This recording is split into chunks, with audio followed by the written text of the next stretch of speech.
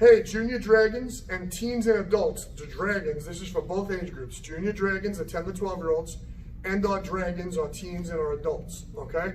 So I'm just gonna shoot a quick video to go over everything that we've been working on this last week so far since we reopened up, okay? And the first couple of things we've been working on are blocks and reverse punches. So to start out, we'll do down block. You put your left hand on top, right hand on bottom. You move your left foot forward, you do a down block, and the backhand is the reverse punch. Remember that this movement is done in what's called a front stance. All right, we fold our arms, down block, reverse punch from ready stance, okay? It'll help in ready stance if you make sure your feet are shoulder width apart and both feet are pointed forward where you're looking. Right? If you're standing with your feet out to the sides, when you step forward, then your front stance will be wrong with your back foot pointed to the side.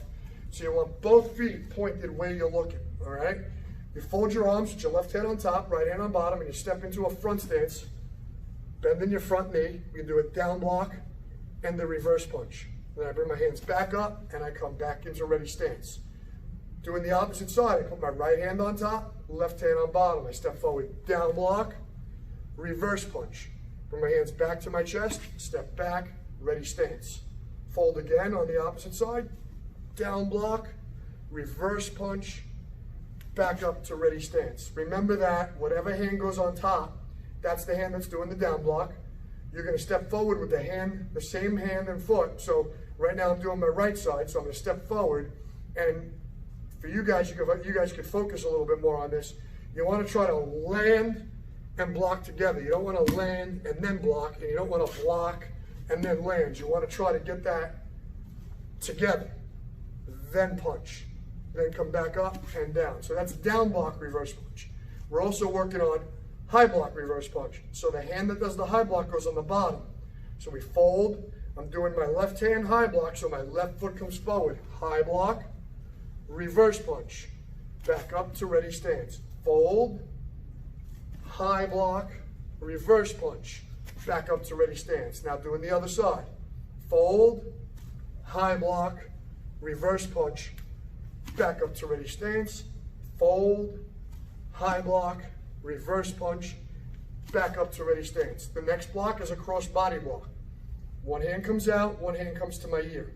Step forward, cross body block. It should end in front of the other shoulder. Reverse punch. Pull your hands in, back up to ready stance. Fold, step forward, cross body block, reverse punch, back up to ready stance. And do the other side. Cross body block, reverse punch, back up to ready stance. Fold, cross body block, reverse punch, back up to ready stance. So those are your 3 blocks with reverse punches that we've been working on this week. We've also been working on a fighting combo from fighting stance. We're doing back fist, reverse punch, back leg front kick, put it back where you got it from, and fighting stance, okay? This is important on this technique. We're doing the back fist, we're doing the reverse punch. We want the hand to stay out there because this symbolizes I have his wrist here, I have his shoulder here. So I'm holding the guy and I'm kicking him low, then stepping back and going into my fighting stance. So the way we do that is important for the application of what the move is actually doing in a self-defense situation, okay? So back fist, reverse punch, front kick, hand stays there, and then I shift back to my fighting stance. One more time, back fist, reverse punch, front kick, bring my foot back to where I got it from, and from here, bring the hand on top and bring it into fighting stance, okay? Remember, in our style, everything we do has a purpose, so every technique that we're doing, the folds and everything, they're moves, they're not just stagnant folds. They're movements. Whatever we're doing is a movement. We start out when we teach beginners to fold like this and then do the move. But there's going to be a flow later on where everything flows together and it makes it much more easier to use in a self-defense situation, okay? The next thing we've been working on is starting to get our katas back. So I'm going to film Pinion Form 1 for you tonight in slow motion as an instructional, so that way you can do that at home. And then next week, and the weeks coming, we're going to start doing all of the katas, and we're going to be breaking them down for all the students. So Pinion Form 1, we fold our arms, we first bow. Us, Pinion Form 1, Sensei. We fold left hand on top, right hand on bottom. We look to our left, we do a down block in a front stance. Pick up our hand, we step forward, thrust punch. From here we fold, right on top, left on bottom. We step back and turn, down block. From here we turn back to a back stance as we turn our thumb up. We draw our hand up into a cat stance and hammer fist. We put our foot down, we step forward, thrust punch. Now I'm going to fold my left hand on top, right hand on bottom. I'm going to look forward. I'm going to move my left foot forward, down block, cross block, open hand high block, which we call a fan block when we do it together. We step forward, high block, and I'm going to switch my feet. You guys should be stepping forward, but I want the camera to pick it up. We're going to do 2 more high blocks. Step forward, high block, and freeze for a second. Step forward, high block, and freeze for a second. All right? Every move should have a pause after it. I fold, left hand on top, right hand on bottom, and I'm going to my right, but I'm doing it with my left foot as a ballet turn. So I ballet turn, down block, pick my hand up, step forward, punch, all right? Right hand on top, left hand on bottom, I step back towards my right shoulder, turn down block, pick my hand up, step forward, punch. Remember, I'm not stepping forward because I want to stay in the view of the camera, okay? But you should be stepping completely forward, not just switching feet.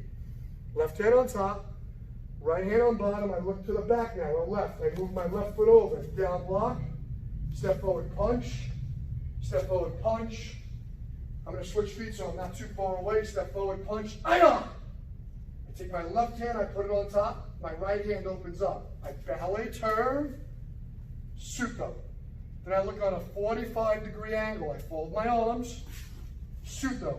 Then I take my right foot back to the right, I fold again, Suto. Then I go to my angle with my left. Suto. Bring my left foot back to my right foot. And I bow. Bush. Pado. Now, switching my feet threw me off. A good judgment on whether or not your kata stances, not that you're doing the kata right, but that your stances are pretty consistent, would be wherever you start doing the kata, you would end. Okay? Mine didn't work out like that because I kept switching my feet because I wanted to make sure I stayed in the camera space so you could see what I was doing. But you want to step forward on each move.